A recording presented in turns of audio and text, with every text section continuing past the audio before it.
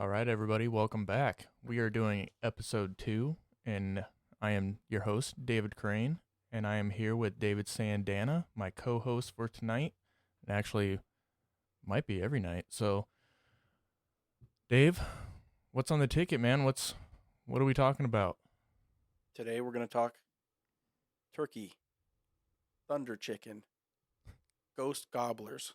Ghost Gobblers, I like that Ghost one. gobblers. Yeah, I like that one. Yeah, Thunder Chicken, the Thunder That's old Chicken's school. pretty good, though.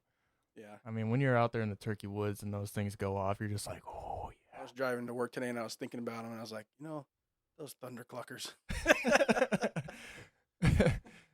Dave, he was thinking about him for sure because he called me up and he was like, we got to do a podcast tonight. And he was like, we got to talk turkey.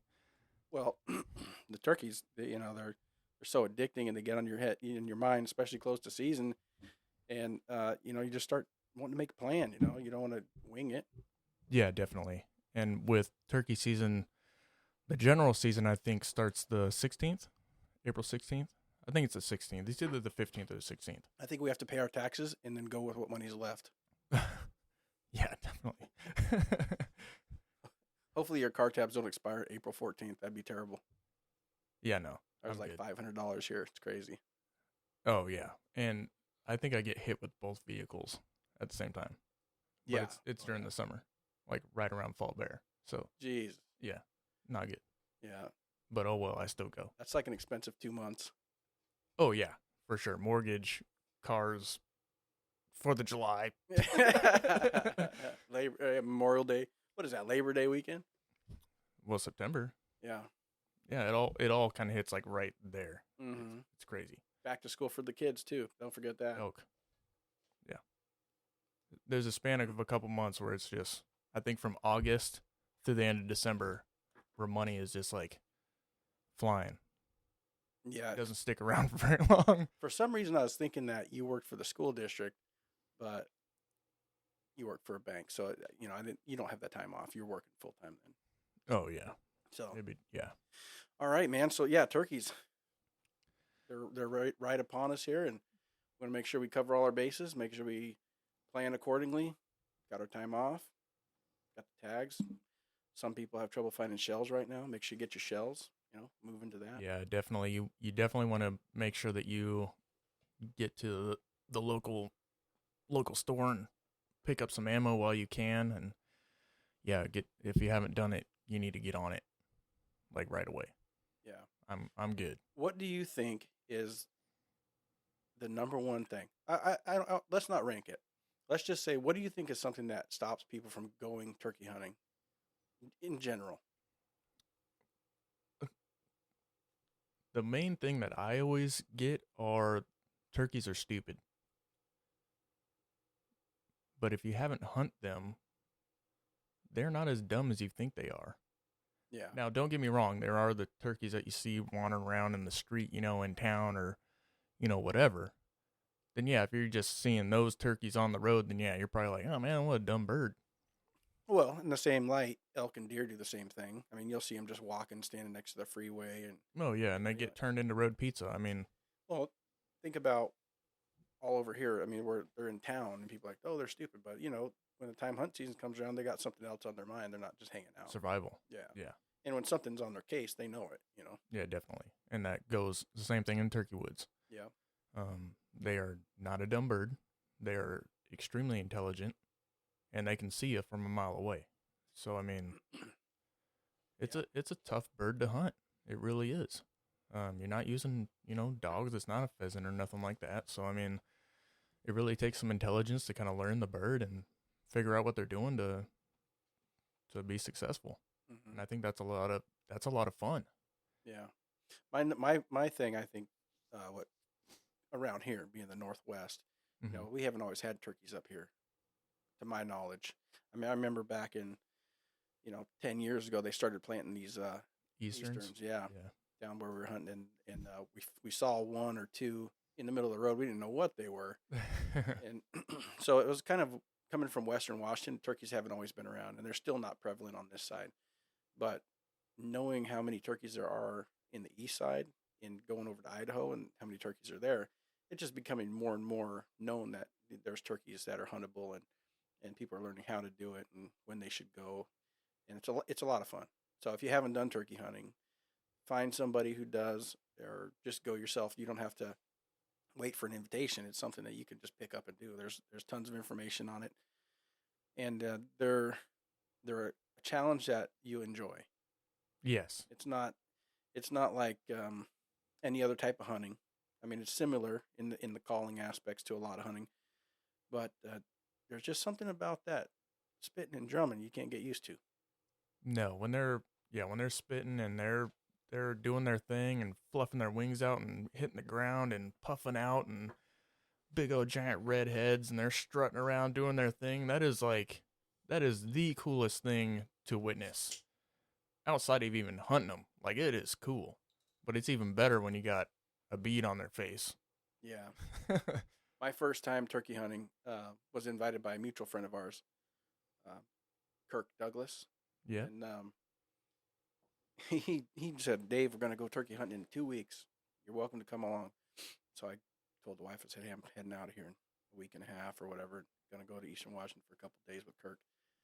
So we head over there, and he's like, you can't tell anybody about this spot. And I mean, nobody ever, you know? So that was probably, I don't know, 5 or 6 years ago now. But he moved away 3 years ago, probably. Went to Arizona. Maybe 3 or 4 years ago. Yeah, he moved out. But that was my first experience with turkey hunting. And we got over there the day before the season started in this barren little spot, and it didn't look like much. And there's a hill, and he's like, man, I'll tell you what, there's a lot of turkeys around here. And so the whole time we're sitting in this tent, just chit-chatting. There's like a fly tent. And we could look around. And every now and then he goes, just wait. Just wait, man. Tomorrow morning, they're going to be right down that gully. You're going to hear them gobbling in the morning, about 4:30. I was thinking he was just full of it. I was like, there's no way these things are going to do that, you know? So that next morning we got up and we're sitting there talking. He's like watching his clock, watching his watch on his wrist. He looks at the clock. He's like, it's about time. It was like 4:33. I was like, oh, shit. Couldn't believe it. Yeah. Now, we turkey hunted before that, but I think that was Kirk really showed us how to turkey hunt, because we went to Goldendale. Oh, that was, yeah. Yeah, but we didn't really know. We didn't know what we were doing. We didn't know what we were doing. The people that we were hunting with didn't know what they were doing. And Kirk, so that following year, I went with Kirk. Same thing. Don't tell anybody about this spot. Like, he'll bury you. But yeah, Kirk really taught me the strategies of how he was hunting turkeys, and it works, and it's fun, and it makes it interesting because you're not just sitting behind a blind. You know, you're moving, spotting and stalking. It's fun, and we can't wait to get Kirk on the podcast talking turkey as well. So yeah, it's gonna be a lot of fun. Kirk, the day we went out, like the opening day, we're walking down. You know, we heard him gobbling down there, and we're walking out, and there's this feather on the ground. He like picks it up, puts it in his pack. And he walking down the road a little more, heading up the hill, the little skid road up the hill. He sees another feather. He picks up, puts it in his pack. Walk a little bit more. There's another feather. He picks it up, puts it in his pack. I'm like, this guy just loves turkey feathers, you know? And he turns and looks at me and goes, you don't want anybody else to see these. I was like, he's hiding evidence. He's not trying to like collect them. He's gonna throw them out when we get down to the gas station or something. But yeah, so we got down there, and you know, his idea is to just get into where there's not people, where people aren't willing to go, you know. And we got this hill he would go, and he's like, trust me, Dave, no one's coming up this hill. And he was right. We got to the top of this hill, and I wouldn't want to go any further. I mean, it was like a beast getting up it. Once we were up there, it was nice, and then we started calling. And I had this little Night and Hail Judgment Day pack I bought from the Sportsman's Warehouse. And like weeks before, like we said, we're going turkey hunting like the week before I came over. So I'm elk calling, you know, I'm pretty similar with the reed. I put it in my mouth. I'm like, Kurt, listen to this. He goes, throw that shit away. So I was like, I'm thinking I'm holding on to him, practice a little bit more. we get up there on the hill, and he's doing his box call, you know, 1 stand, 2 stands, 3 stands. Nothing calls back, and he looks over. I could see him where he's sitting. He looks at me, and he points to his mouth and does this little circle motion like, hey, go ahead and call. As soon as I did, 4 or 5 different directions. I was like, oh, shit. And it was on from then on. You know? I couldn't believe it. I was like, they're answering me? I suck. You know, a week ago, he's saying, throw these things out. Needless to say, that trip, we both tagged out. And we went there for 2 days. We both tagged out. We could have got a second bird. But the first day was on fire. I mean, we had a great time. I had a huge tom, and I had never turkey hunted, so I was like in shock. I didn't know what spitting and drumming was. I didn't even know they were getting close to me. Like I heard this little thunder sound, like a shock wave, like boom, boom. And I was like, what is that sound? I'm looking around, kind of using my eyeballs. And then I see this little dot coming up over these little, I don't know what they are, huckleberries or something up there. Yeah, there's huckleberries up there, yeah. See this little dot move, and it was like an eyeball just peeked over the top. It's like looking at us like, what's that sound coming from? And this little hen comes walking through doing her little whoop, whoop, whoop, whoop, whoop, whoop, putting everywhere. Yep. And I was like, crap. And he warned me about that.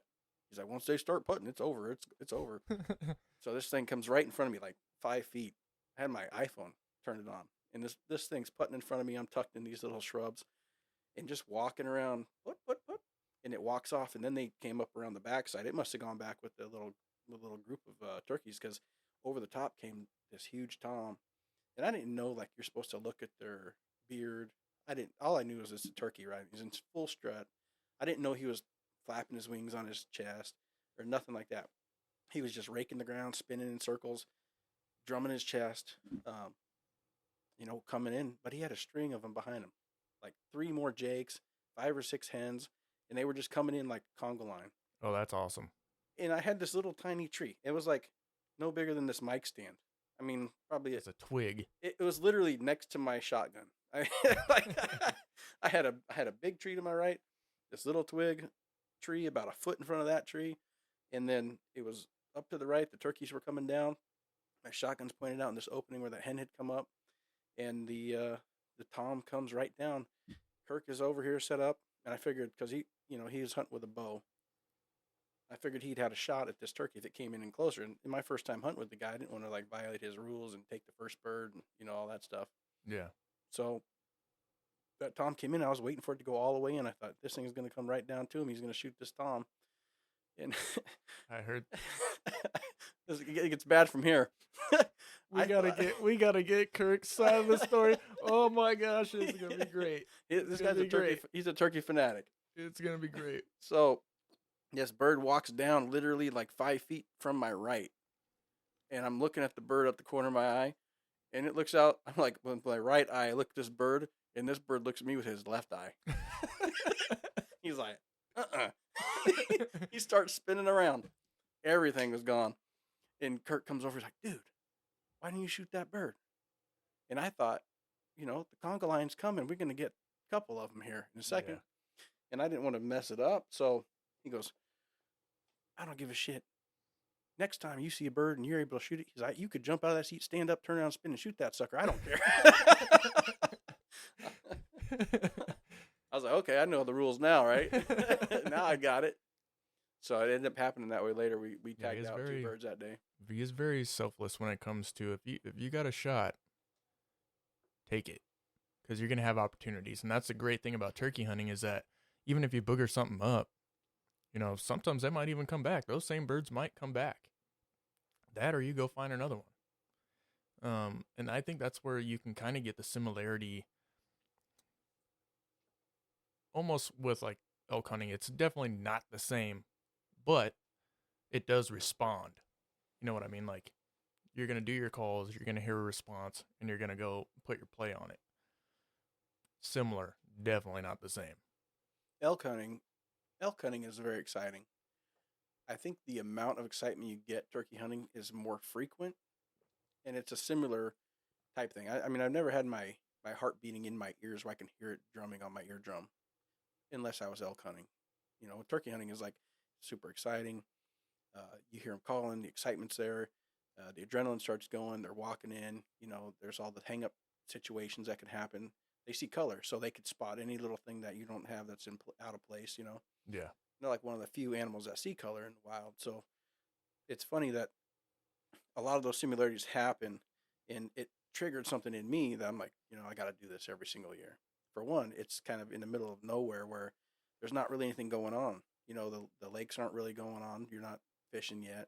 It's usually kind of cold over here and rainy on the west side. Yeah. So we're not really spending a whole lot of time outside just hanging out.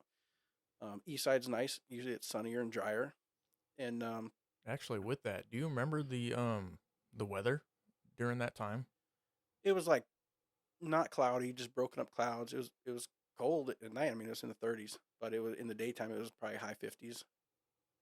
It wasn't hot, but it was actually, like if you had to spend the night out there, it's in the 30s. So you want to make sure you bring clothes. Make sure you have good stuff. You're probably not going to be doing miles of trekking out of no man's land like you would with elk, but with turkeys, there's still that morning that's cold.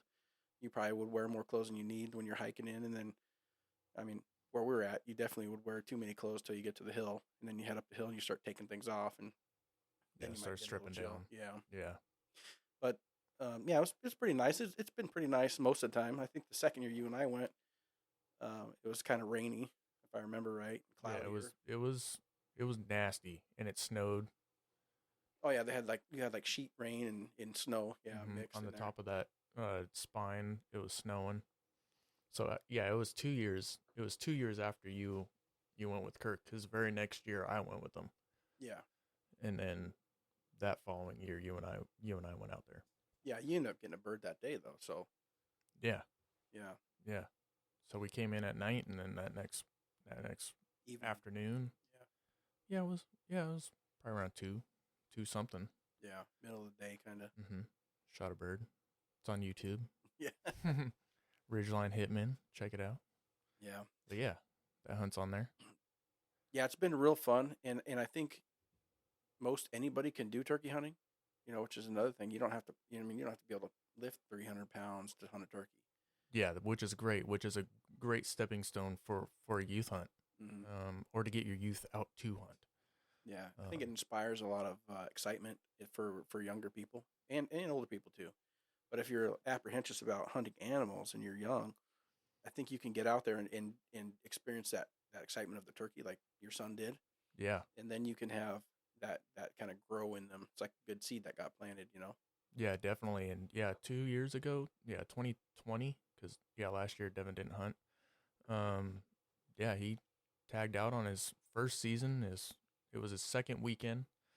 Took him to the secret squirrel spot, and we got it done. And it was fast though. So like this year, he's like, "So Dad, do we plan on tagging out the first day?" Blah blah blah. And I'm like, "Do we always plan on tagging out the first day?" I was like, "Hey man, it would be nice, but I guarantee it might not happen. I'm gonna try my best. I'm gonna do what I can to call you in a turkey." But I was like, "You need to make the shot, and everything needs to be right." So I mean, yes, it would be great if we tagged out on the first day, but don't plan on it. So, trying to ingrain that in his head, and he's just like, we're going to tag out the first day so I can come back home and play Minecraft. I tagged out on elk one day, first day, that bull right there, opening day. And that's the last time I tagged out opening day. It only happened one time for me. It's happened 2 times for me. My first black-tailed deer, and then my cow. The cow that I shot 2017. Yeah, 17. Opening day, opening morning. I call Luke, and I'm like, "Cow down." He's like, "Bullshit." Like, dude, right here. That was the year that we didn't pay to play. Yeah. When we had Matt with us. Oh yeah. Yeah. Those are good times too. It's a lot of fun bringing new people in. Yes. Like Matt, he was from out of area. So he was he was out of he came from Michigan or something. Yeah, the UP. He hunted whitetail in the UP. They had a family little hunt camp up there, and they had what do you call, like, warm suits or snow suits. He said he basically sat in a stand in a sleeping bag that was really thick, and basically like heated or something like that.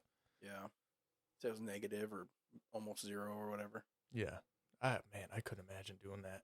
I've got to have boots on the ground. Even with us turkey hunting, boots are on the ground and we're moving. I mean, those cold mornings are cold. I mean, it really doesn't heat up till 11. Were you on that elk hunt I drew the Tootle, was it Tootle Cow tag? Cow tag, yeah. Yeah. It was like -5 or 5 degrees or something like that. Oh, that was late season. Yeah. Yeah, no, it was -17. Like we were walk out for 20 minutes or something like that and come back just Well, the ground was so frozen that the moss was like lifted Cocoa up off the Krispies. ground. Yeah, it was like you step on it's Cocoa Krispies, you lift your foot, you got a big old square on the bottom of your shoe. Where did this come from? I don't know. It's like that was bad. And I swore at that point, I said I'm never hunting negative temperature again. That was bad. I think I would if it was like some crazy muskox or something nuts. If it's supposed to be negative temperatures where you're going, yeah, is one thing, but it's supposed to be like 35 degrees here. Yeah, -17. Yeah, I will never forget that. It was cold. Yeah. For I know some people are probably listening like, oh, that's not that bad. For Western Washington, that is absolutely freezing cold. Yeah, I haven't had that weather again since then. But cool thing about turkey is it's not going to be that cold. No, well, so I'm taking Devin youth the first weekend. Actually, maybe even both weekends. Hopefully, we can get it done the first weekend. But it's supposed to be cold, man. Like low of 28, but a high of 60. Well, you know what they say. You don't like the weather, wait 5 minutes. It's Washington. Yeah, man, that thing's changed. Yeah, it's changing every 5 minutes. We're so far out right now. I mean, it could be, 55 degrees. Yeah. I'm not too worried about it. But to have him have a good experience, I don't want him freezing his butt off. So this year, he got an upgrade on gear. I basically gave him one whole set. I'm a Kuiu fanatic when it comes to gear. I gave him like one whole set of my gear, so he's not wearing whatever. I don't even know what he had, but he's going to be hooked up. So he's going to have some good gear, keep him warm. You should break him in. Just have him suffer. Well, I grew up hunting in like some Wrangler camouflage jeans from Kmart. They weren't. Oh, that's what he's been wearing. That's what he's been wearing. So I mean, he got a good brutal feeling of rifle season that same year, 2020. I mean, we had all of our kids out here. You had Sophia, Luke had both his kids. I had Devin, and it was nasty, rainy. Every once in a while, I had some sun. So I mean, he's been through some crud, and then he's also like scouted with me too, and up in the backcountry, and putting in 20 miles a day and stuff like that. So he's had some grueling times. Yeah. And now that he's the same size as me, he wears the same boot size, like. Yeah, you can just be like, honey, I'm buying clothes for Devin. Yeah, just get it for me. Devin needs it. She'll be like, okay, Devin's gonna be cold if he doesn't have this. Yeah, the one thing that I wish I would have upgraded this year for him was getting him a new shotgun. So in 2020, when he was 12, he was the same height as the shotgun he was shooting. So what is he shooting, by the way? 12 gauge. Benelli Nova pump. Okay. So how would you upgrade it? What would you do? I would have actually just got him a 20 gauge. Something that just isn't going to kick him as hard. Mm-hmm. But I mean, he is 2 years older now. He's a lot bigger. Kid's been in the gym every single day for the past 4 or 5 months. Like, he's a lot bigger kid now, so I think he can handle it. But it would just be nice to have something that's just not gonna kick him in his chest. Well, the turkey rounds too, they're not like regular shotgun rounds. They're more explosive. Mm-hmm. And I have a Benelli SB too, and I don't even shoot 3.5s out of there. Yeah, I think we're shooting 3-inch. I think it's a 6-shot. I'm a 2 3/4 guy, man. 2 3/4. Yeah, I did the 3.5s, and I was like, you know what? I think I need 2 3/4. Because that sucker, I shot 3 shots. My whole arm was looked like I had been in football practice. I mean, it was like tackling drills, shoulder pad scars from the straps all over my chest, and I was like, this thing is not right. But that was at was it Remington Nitro Turkey Express or something like that, and those are no joke. Yeah, I think we're shooting the double X, they're Winchester double beards or something like that. I'd have to look. I can't remember what it is. I got some new shells for you guys. You could use. Pick them up at a yard sale. Yeah. At a yard sale? Yeah. Someone was getting rid of shotgun shells at a yard sale? Yeah, they say whammy shells right on them. Whammy. I seen the same shells on Dukes of Hazzard. Puts a hole right in them every time.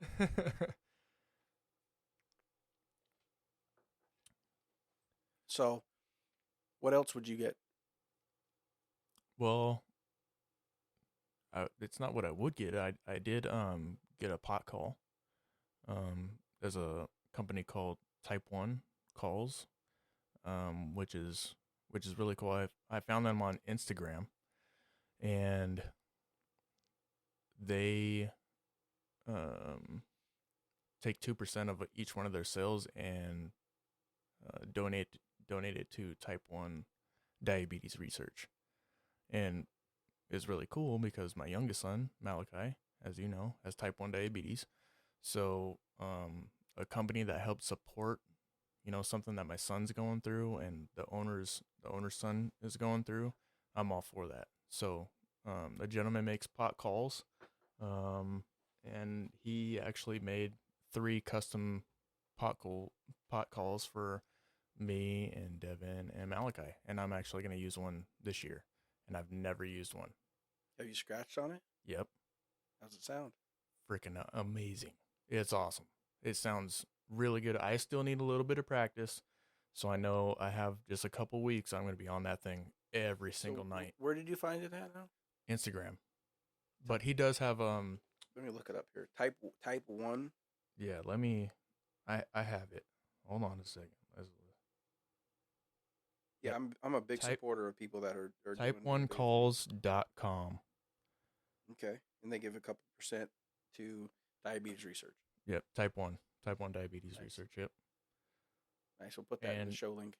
I mean, they have what is that pattern on there? That is Kuyu. Nice. Yeah, they got Verde. They have all of them. Does it come like that? Yeah. So on the top of the pot call, is that the slate side or the bottom side? This is the glass top side. Oh, that's a glass top. Yeah, these ones are the glass tops. So once you scratch it up, it doesn't look that good anymore. No, but he does have one that's a pro. That's more like a collector's item right there, man. Well, I'm using mine. So he does this one that's called the Pro, and he actually has one part of the call already scratched up for you. Oh, okay. Yeah, so you just go on there and just, dude, it sounds so good. But I've never,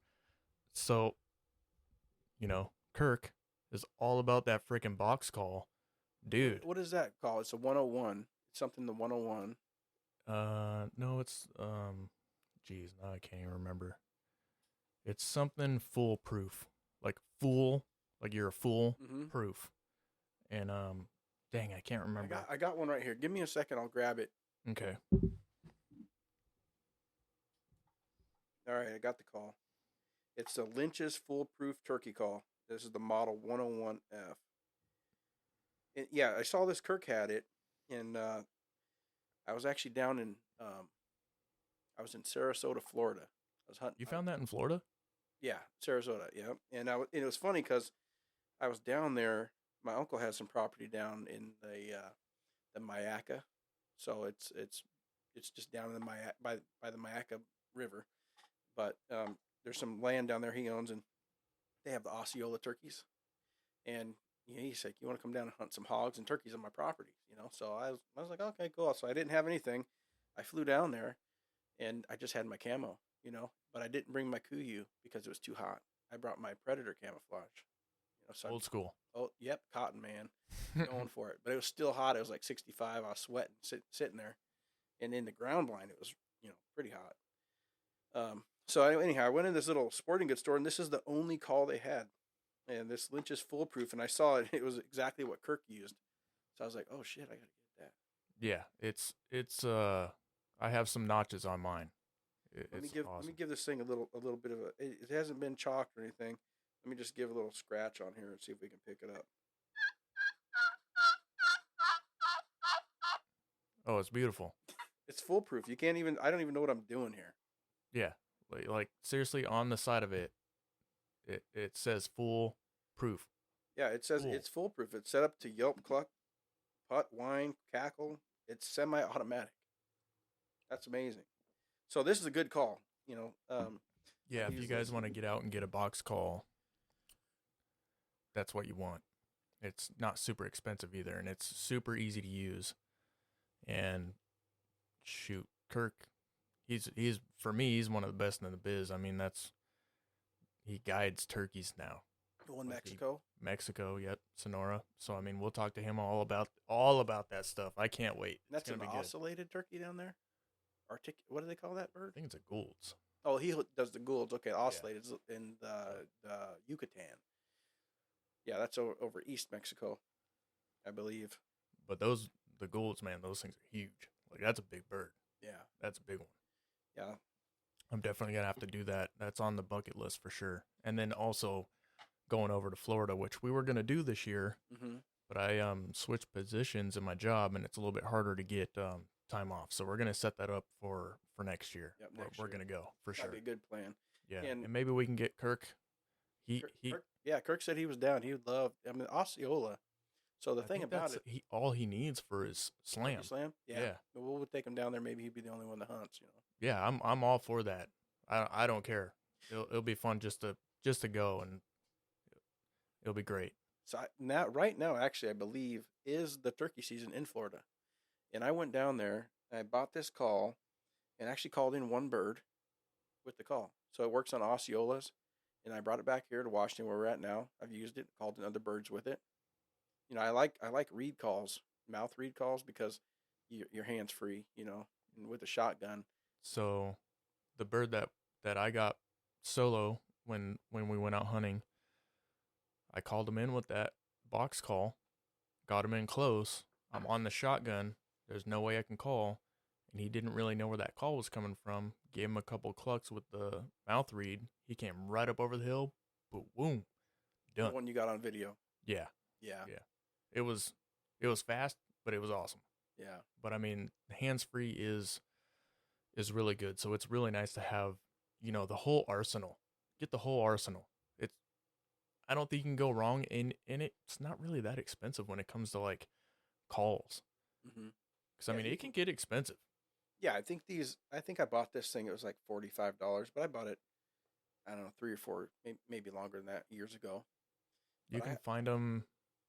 I mean, you can check your shops. I mean, I picked mine up on Amazon because we don't really have like the best spots for turkey calls. Well, if you get turkey calls, I mean, or like big box for the store, for the box calls. Yeah. So yeah, if you're looking, can't find one, Amazon's on go Amazon. to. Yeah, I mean it stinks if you want to help out your local business or something like that. But if you want a box call that's just gonna perform no matter what, and it's super easy to use, and you have no idea what you're doing, that's the one to pick up for sure. Yeah, it's a nice call. It's good wood. I mean, it scratches nice, and I mean it literally is foolproof. So yeah, I have several others I picked up too. I was at once again yard sale. I don't know how you find these spots. It was an accident. I man. have no idea. Believe it. They had a sign that said guns, man stuff. No.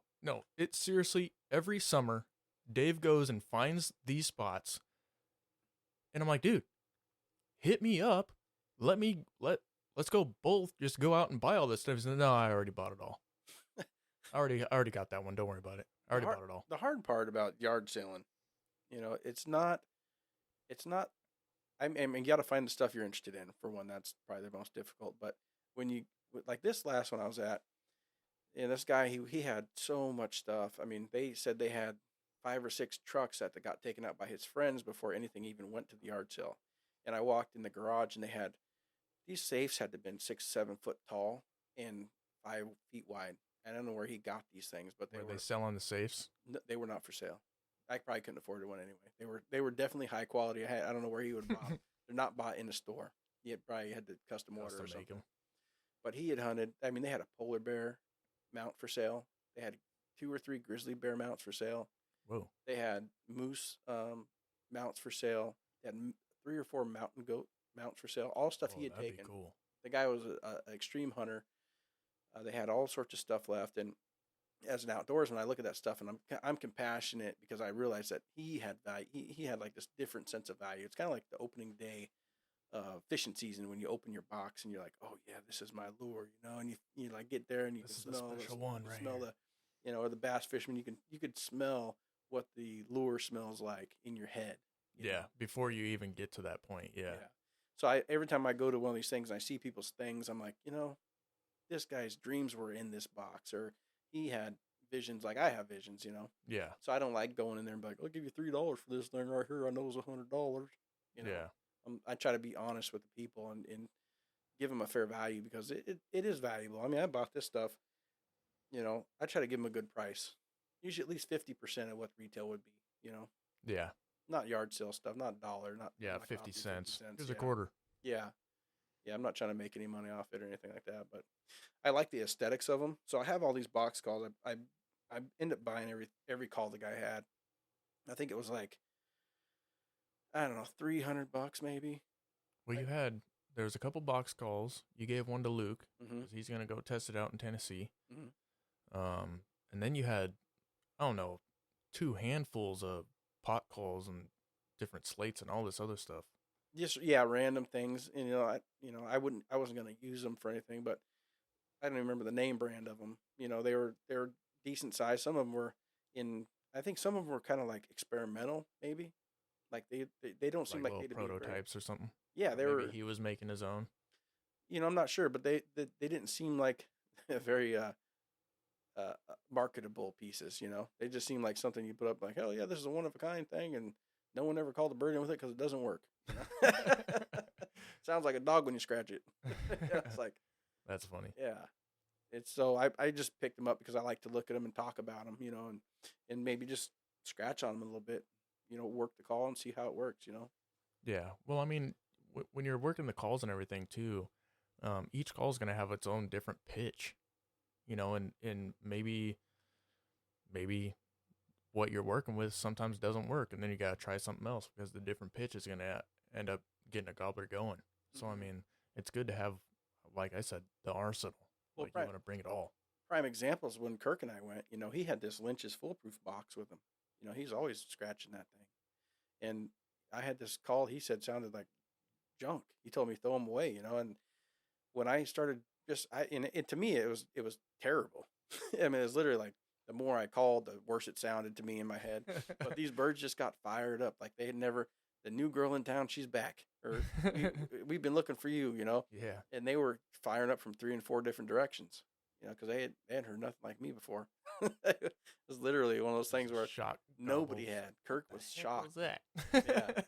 And his eyeballs got wide. He's like, just keep rolling it, keep rolling it. So we just went out that way. But it's fun. But yeah. Turkey hunting has become a passion of mine. Yeah, and mine as well. It's been a lot of fun, and I got my son doing it, and now he's fired up for this coming season, and yeah, man, turkeys. It's fun. I don't know why people have this like taboo on turkeys. It's almost unspoken to where there's a mystery around it. Like you have to know someone's private property. Hardcore enough or something like. Where have you taken your birds from? Public land. Yeah. And not a lot of people. One that's been on private. A lot of people believe like you have to have access. You need to have private land. You need to have X, Y, and Z to be successful. But just because you see birds on private land, like they're birds. Like literally, there's just as many birds on public land. Yeah, they're all over the place if you're in the right spots. Now, don't get me wrong. Devin and I went to my uncle's house, and we hunted his property and the lady behind his property, but we were only hunting one bird. It happened to be like the granddad of all turkeys because his beard was like dragging in between his feet. It was a big bird. It was awesome. Mm-hmm. Got him strutting around. That's on video as well too. got him strutting around and doing his thing, and that was an awesome hunt. But the birds that have actually been tagged have been on public land. Yeah. I think there's a lot of birds on private land that have already been, gotten at as far as calls go. And there's only like so many calls. Like you're talking about tone differences, just something a little different. And the birds on public land, I mean, it's kind of like our hoochie mama joke, Hoochie mama, I'm not, no dissing. I'm not putting them down. Probably a lot of elk have been taken under that call. But it's one of those sounds you can readily identify pretty easily if you're at, versed in the woods and you heard the call. Well, why do you think there's all these companies that make all these different bugle tubes, or they're upgrading their Look tube? right there. I got tubes. I got 5-6 tubes just chilling. Mm-hmm. Phillips has that new aluminum tube. Mm-hmm. I guarantee the tone is completely different coming out of that than what his original tube was. Yeah. I was thinking about that years ago. I was like, why hasn't like an audio company got involved in call making at all? I don't know if there's just not enough money in it. There has to be. But the profit side on a plastic tube, I mean, there has to be some sort of thing. That's a whole nother rabbit hole. To study the baffles or something, the sound, I don't know how they hear it, but each one of these tubes and each one of these calls gives a different sound to the animal, and they might be turned on by it. Having one call may not get you what you're looking for. You could be sitting next to a turkey and it might not answer. No, definitely not. And it's happened. I mean, you witnessed it. I've witnessed it. I mean, it was Kirk, myself, and Kirk's buddy Jack. Awesome guy. We could not get these toms gobbling for nothing. And he looks to me and he was like, "Well, Dave, what do you think? What do you think I should do?" And I'm looking at him like, "I don't fucking know, dude. I'm the new guy." I'm the rookie. What are you asking me for? Because seriously, we're just walking around and him and Jack are like, "Oh yeah, blah, blah, blah. We should do this. We should do that and this and that." And I'm just, walking along. It's like picking up, as much as I can, just being a sponge, trying to learn from him and just learning all the tricks of the trade. And I was quiet. Like I was seriously not even there. And then he turns to me and he was like, "Well, Dave, what do you think?" And I'm like looking around like, you thought you were on a guide trip. Is he talking to me? So turn around, looks behind yourself. Yeah, what? Is there another guy? And I was like, "Well, I don't know, man. Start calling louder." And he was like, "All right." So he grabs the call and he's just ripping on it. Rop, rop, rop. Blue, blue, blue, blue, all over the place. And we're like, "All right." And he was like, "See, Dave?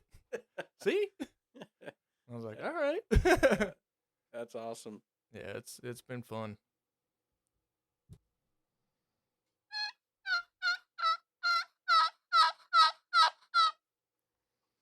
Man, that call sounds good.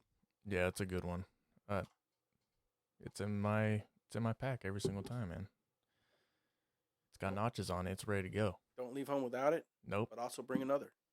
Yeah, bring a couple. Just because you just never know.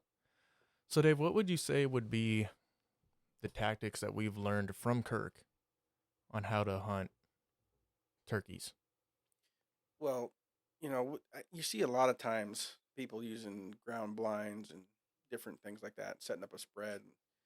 We're just talking about private land versus public land. Yeah. Public land here, if you set up a blind, anybody can snag it, if they're there first. I mean, first come, first served on blinds on public land. So we primarily do like it's kind of almost like a spot and stock remix, I'd say, is where we go in and this is the remix. Yeah, get in there and we'll sound them first, shot gobble or do, I mean, for lack of better words, locator call. We'll go out there and we'll just cluck a little bit and see if we get a response, and we move and we do that until we get a response. At that point in time, we'll set up. If they're responding, we'll try to make them come closer. If we can call them and they're going to come closer, then we'll set up. So the bird is coming in looking. They're going to use their eyes. So they come in and we just try to get in a spot where they can't see us, and maybe we have a decoy, we set that up. And it's been successful at this point. Yeah. But you don't need a lot. I had, how many decoys do you use? One? Yeah, just one. Yeah, one. Yeah, I have a little Jake here, and You call and you put that jake up, and it thinks it's close to a hen, and the hen is out of sight, and the tom comes in. Yeah. I'm gonna bust this dude up and take his hen. Yep. I mean, the jake. To be honest with you, I just bring a hen because I've had with the jake, unless it's a big tom, they boogie out. It's like I don't want to fight, and they leave, which is not always the case, but using a single hen works really well. And sometimes it's not even just that. Sometimes it's just getting them in close. Put yourself with a great backstop so you blend in. Your body shape isn't prominent, and set up and get your shotgun ready. Or if you're bow hunting, get your bow set up to where you can draw and they're not going to see your movement, because that's going to bust them out. Now, I would say if you're bow hunting, I would definitely probably bring a decoy, because then they're going to be focused on the decoy and you might be able to get away with a little bit more movement. So, pop quiz. Shoot. Face paint? No face paint. Dude, I'm a face paint. Okay. That's like a straight warrior thing for me. Like the face paint goes on, it's game on. It's something's dying. Yeah. I don't know why. It's Ultimate just warrior. Yeah. Get your game face going. Yeah, I don't know. Yeah, that's just something that I do.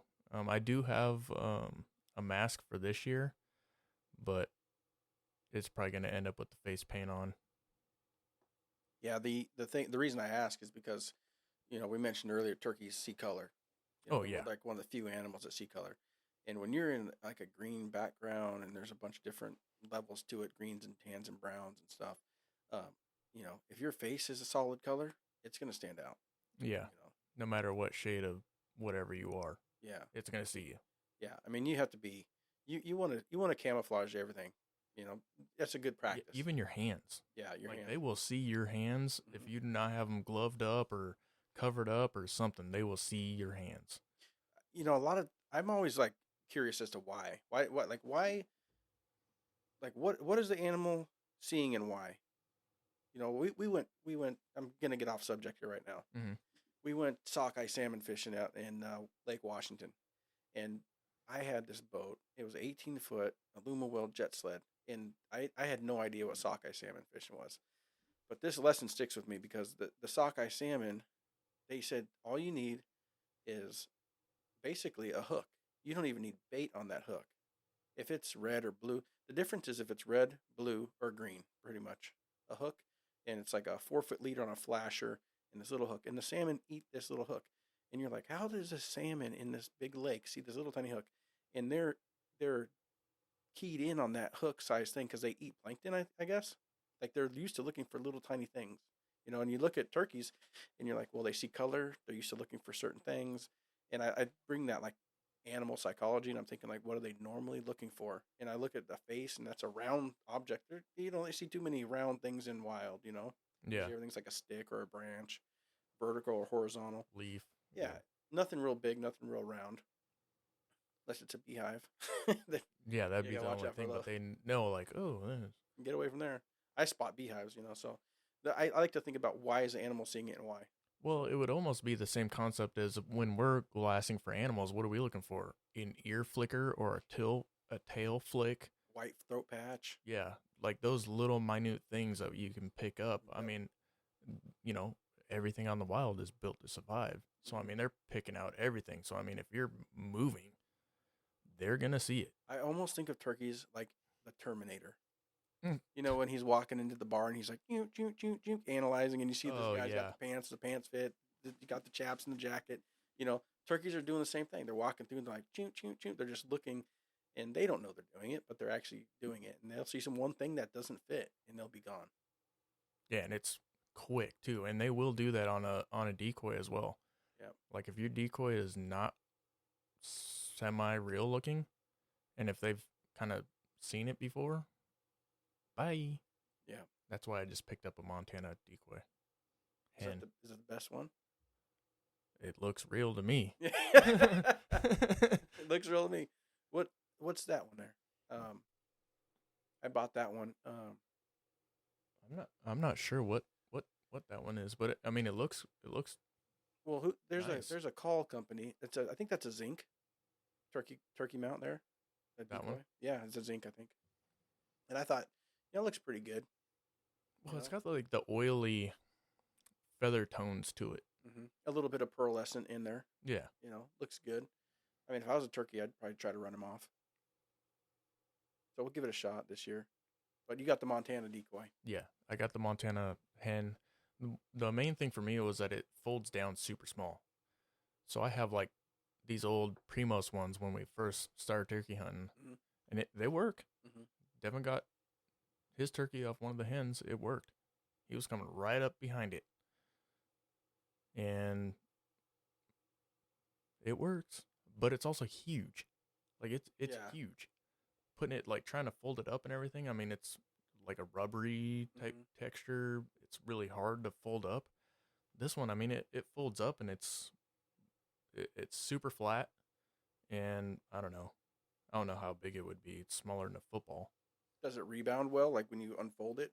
Yeah. It comes back into that turkey-ish shape. It doesn't have like a dimple in the side or anything like that. Nothing like that. That's one thing I noticed with the old calls or the old decoys, that Primos one. It was kind of, it had a little bit of a memory to it, and they have better ones than what we got. You gotta spend some time and get your hands up in there and try to, push everything out. So I mean, if you're sitting up and it needs to be fast, don't take those. I have a turkey with a crooked spine or something, and they'll be like, no, thank you. That bird looks funny. I'm not tapping that. Like, no thanks. Our kids are gonna be ugly. So that's another thing about using a decoy in tactics. I've noticed that when you get a tom coming in and you can actually, like, okay, that tom is downhill, blah, blah, blah. Set the hen facing away from it because they want to come up behind, obviously, to mount it, right? So if it's coming up, always set up your decoys to where they're facing away, especially your hens. Yeah. Man, they come right in. Start strutting up and, it's awesome. Yeah, man, I wish I knew more about turkey hunting. I've been, decoy setting and duck hunting a lot, but the turkey tactics, I need to do more research and have more experience in the field, obviously. Yeah, and I think it's just more opportunities. That's why it was so fun guiding pretty much for my son. I mean, I was his guide pretty much. He didn't know what the heck he was doing. And, I've been pretty successful on my own, and it was great getting him out. And to be honest with you, I wish he was here to tell you the story, but we got home after he tagged out, and he was like, Dad, I seriously didn't think you know what you were doing. And you're like, surprise, I don't. No, not really. But it was just funny because I looked at him, I was like, really? You thought? I was like, I wouldn't take you out if I didn't know what I was doing. Yeah. And I mean, to be honest, I was like, well, then you know what? It would have been a learning experience for the both of us. Because then we both can learn at the same time. But I was like, I kind of know what I'm doing. I've enough. I've called Kirk enough. That's probably why he hates answering the phone, because I have like a million questions for him. But he's always awesome. He always answers the questions, and he's always there. He's been a lot of help for me the past. What's the name of Kirk's service? It is, I want to say it's Mustang Ridge Guide Services. So, the first time I went hunting with Kirk, it was super eye-opening because I didn't even know he turkey hunted. Because years ago, well, I keep saying years ago, but it was, a couple of years back, Kirk was actually a student of mine in a bow hunter education course he took. And I was an instructor getting my certificate then for bow hunter education. And he was in there, and, we were going over the different rules he needed. I think he was going to Alaska or something, or Montana. He needed a bow hunter education card or something like that. But that's where I'd first met Kirk. And it might have been 7 or 8 years ago now, but that's where I first met Kirk. So he had, I didn't really know him as a turkey hunter or anything like that. I thought he just did big game. Yeah, actually, I met him probably around the same time at Tacoma Sportsman's Club, which is our local sportsman's club where we shoot archery and actually everything. And that's how I met him, actually, on the archery range. Yeah. We were always just BSing back and forth, and, one thing led to another, and we ended up elk hunting, actually. We ended up elk hunting and then turkey hunting, and, yeah. He's been a good friend, and him moving to Arizona was actually probably a blessing for him because he got to dive more into hunting and started his guide service. So if anybody wants to take a look, it's Mustang Ridge Guide Services or Guide Service. You can check him out on Instagram, and it's Mustang_Ridge_Guide_Service. So almost like no spacing, but all underscored. Yeah. Yep. Mustang Ridge Guide Service. Yep. Yeah, and you talk about a dedicated guy. I mean, if you're hardcore, and you're like, I'd like to go run and gun and get an animal, and do whatever I have to do to get that animal. He will match you step for step, and he'll probably lead you step for step. Yeah. That's the thing is he's gonna take you where you don't want to go in order to make you successful. Yeah, definitely. And I thought, most of the time, Dave, I'm at the bottom of the canyon and I'm coming back up, most of the time, nothing ever like slows me down or anything like that. And we went out elk hunting and this guy's pushing me. Mm-hmm. I'm like, this does not happen. Like usually I'm that guy. And he was doing that for me. It's like, come on, man, next ridge. We're going to the next ridge. Going to the next ridge. Yeah. Like, all right, man, let's go. It was intense and it was fun. That was actually the last time I think he elk hunted it in Washington State. Where were you guys at? We did the east side. Oh, okay. Yeah. The unit right next to your bull, your bull tag that you ended up having. The Lewis River? Mm-mm. That's where I shot the bull. East side. The unit next to. Oh, so I drew the Bethel Ridge tag. Mm-hmm. So we were one over. Gotcha. Yeah. Before that one. Whole another set of circumstances. Whole another story. Bethel Ridge was definitely a unique, awesome experience, and we'll dive into that in a new episode. But that was definitely a good time. But yeah, Kirk, he's always been there. He's definitely helped me in the turkey woods for sure, because we'll always talk right leading up to turkey season, and usually after on, hey man, what was the weather like? How'd you set up your decoys? If you set up any decoys, what calls did you use? Stuff like that. We always kind of just break everything down because number one thing, I mean, for him as a guide, he actually wants to know a little bit of information on how, the tag was filled because he might be able to use that towards something else for him. Yeah. So we're talking about turkey hunting, Washington State. We've done it on both sides of the mountain. Yep. East and west of the Cascades, and we filled tags on the east side on state land. And if you can find a little pocket of DNR or state land in eastern Washington, you're going to find turkeys. Most likely. Bottom line. Yeah. You don't need private land. Nope. You don't need special access. Definitely not. You just got to find a little pocket and go for it. And it could be up a hill in a little valley between, other properties that are private. That DNR land is where we're taking birds. That's right. So, I mean, we're going to head out here in a couple weeks. We're going to do what kind of tactics? Run and gun? Run and gun. Run and gun tactics. You're going to set up when you get a call, you set up. Yep. You can bring a couple calls with you. Yep. I'll probably have a mouth read, my foolproof box call, and my type 1 call, my pot call. And we're gonna be together. Oh yeah. So when we head out opening day and we're calling, we know there's birds there. We've taken them in the past. Mm-hmm. It holds birds in that area. They haven't gone extinct. No, it's not there's plenty of birds in there, and it's kind of like a diamond in the rough. It's not very hunted. I mean, when I went there last time, there was one person there, and he knew what he was doing because it was Burgess. Oh yeah. Yep. So and also Burgess don't go up that hill.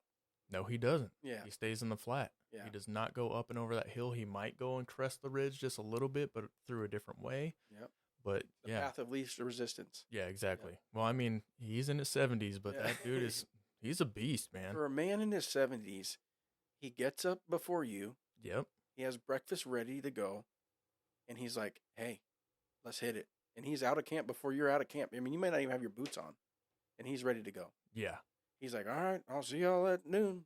See y'all for lunch. Yep. And he comes back with a freaking bird, or he'll beat you back to camp with a bird. So, speaking of that, we're going to get into Burgess.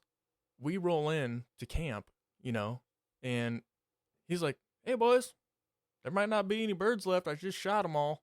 What are you talking about? And he's, got 2 toms in his hand. So in the state of Washington, you can only take 2 birds. So either one on the west side and one on the east side, or 2 on the east side. Yeah. So he was tagged out. Yeah. He was tagged out. And we're like, dang, Burgess, you already done? Yeah, Burgess he's an awesome guy. Another David. I don't know who. Burgess. Oh, yeah, his name's Dave. Yeah, that's right. I was sitting there going, what in the world are you talking about? So Burgess is stuck in my brain. He has it cauterized himself into my brain. He had this little tiny call. It looked like a old matchbox, Oh yeah. And there's a stick poking out of it. Yep. Let me show you something, son. You ever heard this? It's so silent. I mean, it's almost, you can't even barely hear it. It's not loud. So he will use that when he's got a bird coming in close. Yep. So that's kind of what we would use our pot calls. Mm-hmm. Because they're not going to be you can get them to go really loud, but you can get some real nice soft tones out of that with minimal movement.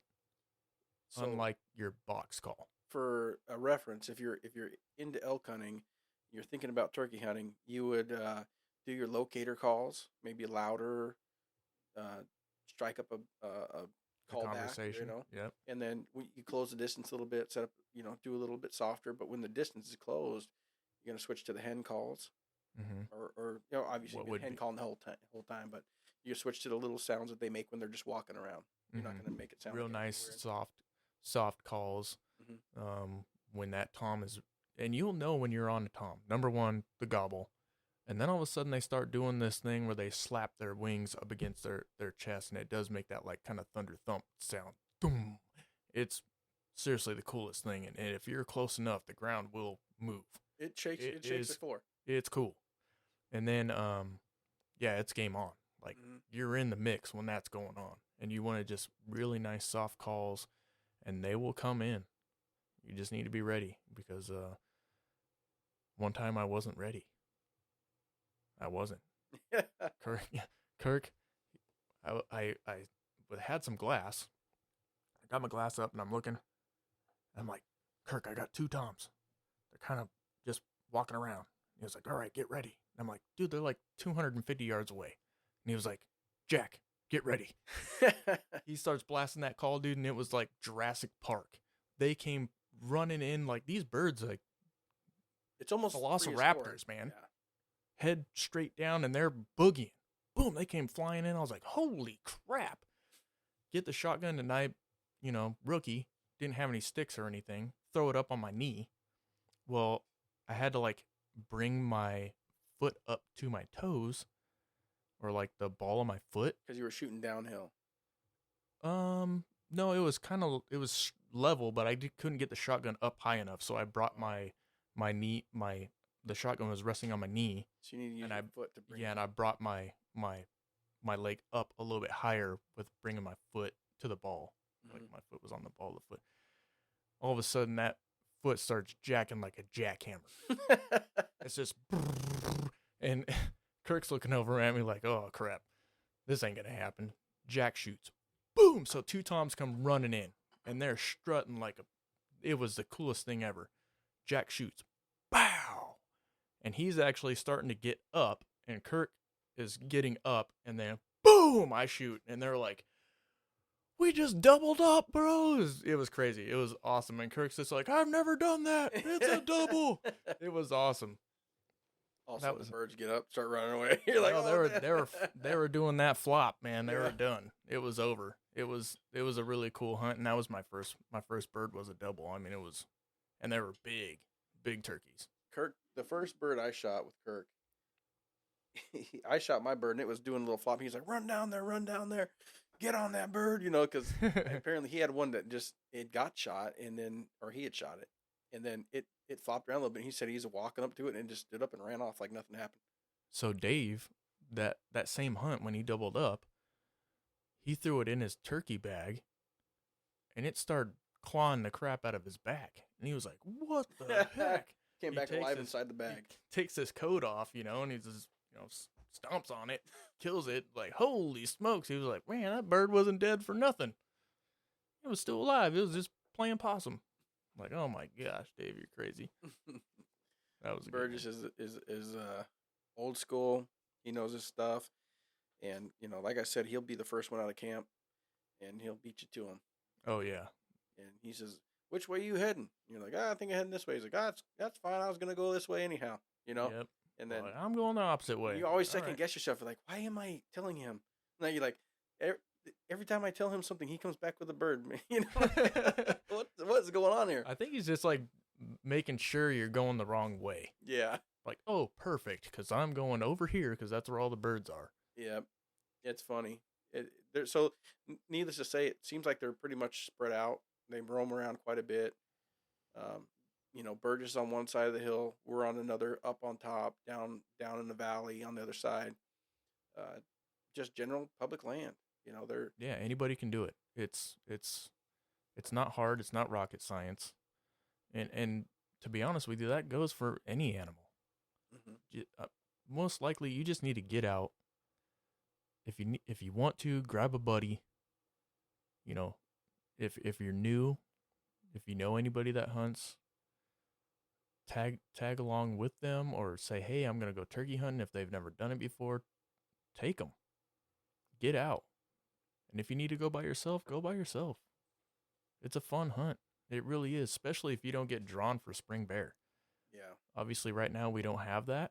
So until something changes and we draw for spring bear, I'm going turkey hunting. I'm not going to change anything else. Like, that's, unless spring bear happens, I'm in the turkey woods. And I'd probably be there either way, Well, yeah, I think, spring bear goes till like June or something. It's the middle of May or something, but it's a pretty long season. But I've always seen my bears like the last half. Well, we usually always, anyways, because you've drawn a couple times, and I drew once when we were still hunting. We usually still use the first 2, even 3 weeks to go turkey hunting. Mm-hmm. It's just that extra, like, all right, cool, turkey season's done for us because we tagged out. Time to go shoot a bear. Yeah, and we're on the west side of the state. It's rainy. It's overcast almost all the time throughout the winter. It's usually cold, and going to the east side is a totally different thing. You can it's like a different state. Yeah, it's really almost like a vacation because it's sunnier, it's warmer, the trees are different. You can see a lot more distance. Well, yeah, the brush isn't 7 feet tall. Yeah, you're not climbing through blackberry bushes. So it's really pleasant on the west side, in air quotes. But we're gonna go, we go to the east side, and it's like a little reprieve, So getting away is good for the soul. It gives you something different, and then you come back and you're rejuvenated. And you can hunt those black bears in the springtime when our season's available. But turkey hunting's gonna be something I always will do. Yeah.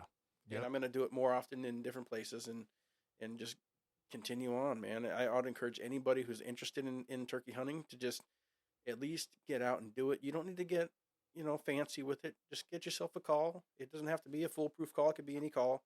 Get out there and try it. Get out there and see the birds, and you have a good odds of getting one. The odds are pretty good. Your opportunities are gonna be good. Your opportunities are gonna be good.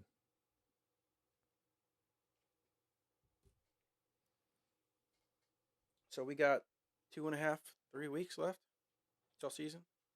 Yeah, April 1st. It's our youth hunt. So anybody age 17 and under can go and hunt before the general season starts, which Devin and I are going. Okay. You and Sophia going? Well, depends if we were invited, Of course, man. Anytime. We'll get out there. So we got a couple weeks till season starts. Anybody that, may listen to this podcast, we encourage you to get out and get started. Your first season, just see as much as you can, learn as much as you can, and try different things. Don't be afraid to do something you haven't done before. Find somebody at your local gun range or someone you may know, pick their brains, see what they have going on, And if nothing else, if all else fails, go ahead and just find a little spot on a map that has some public land and go there. You know, if you have access to it, use it. It's your land. Yeah, that, and seriously, if you have any other questions, you can message me on Instagram. It's Ridgeline Hitman. Yeah, you can message me on Instagram. I'll answer any questions as good as I can. I mean, I don't have all the answers, don't but say any questions. We owe Kirk that silence. yeah. But I can answer as many questions as I can. But yeah, get out there and have fun. I mean, turkey hunting is fun, and it's something that Dave and I are definitely going to do for the rest of our lives until we probably can't walk anymore. So yeah, even then, we'll even probably give it a shot. And if you happen to see us out there, stop by. You know, say hi and whatnot. Say hi. Yeah, we're totally friendly and receptive. If people come in, we'll sit down and have lunch. Definitely, anytime. Yeah, well, thank you for listening, everybody. We are done. That is episode 2. Hopefully, episode 3, we're actually going to still be talking turkey, and we're going to have Kirk Douglas on. We're going to try to get that going and probably bring up some of these stories that we've already brought up, just because his perspective is going to be completely different than what we had. So that, and also we're going to talk about his guide service and him turkey hunting down in Arizona and Mexico, which is going to be a lot of fun. So thank you for listening, and we will be back at you again here soon.